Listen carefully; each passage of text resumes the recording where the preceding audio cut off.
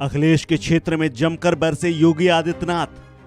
शिवपाल यादव को कहा pendulum football से की तुलना। नेताजी के आशीर्वाद से रामपुर आजमगढ़ के बाद जीतेंगे मैनपुरी।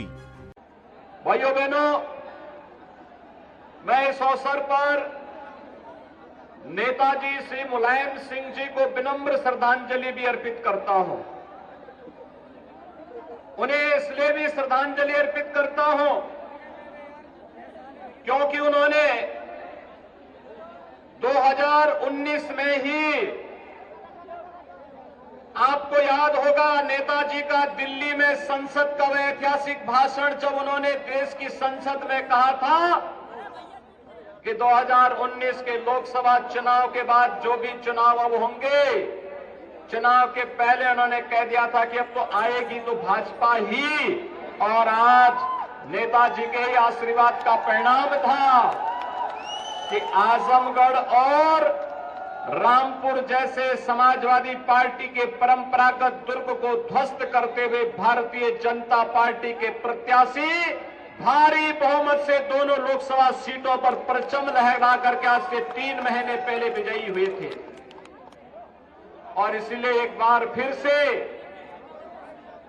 सरदेव नेताजी का वह सपना साकार होने जा रहा है जो उन्होंने कहा था कि जीतेगी तो भाजपा ही।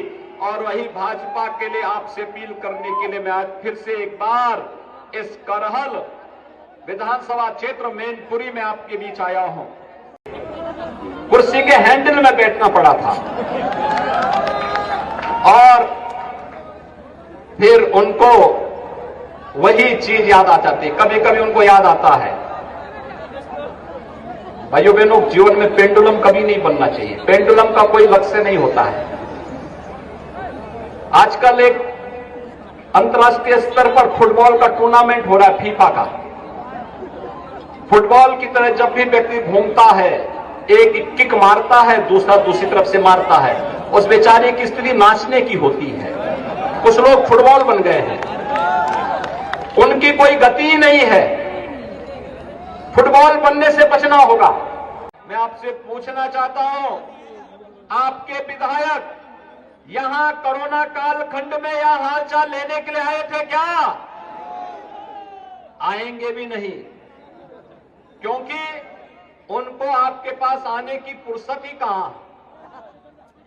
अपनी मित्र मंडली से जब फुर्सत हो तो आपका हालचाल ले, उनको तो वहीं से फुर्सत नहीं होती होगी। इसलिए भाइयों बहनों, आएंगे भी नहीं। और उनकी स्थिति यही है, कभी नहीं आएंगे आपका हालचाल लेने के लिए।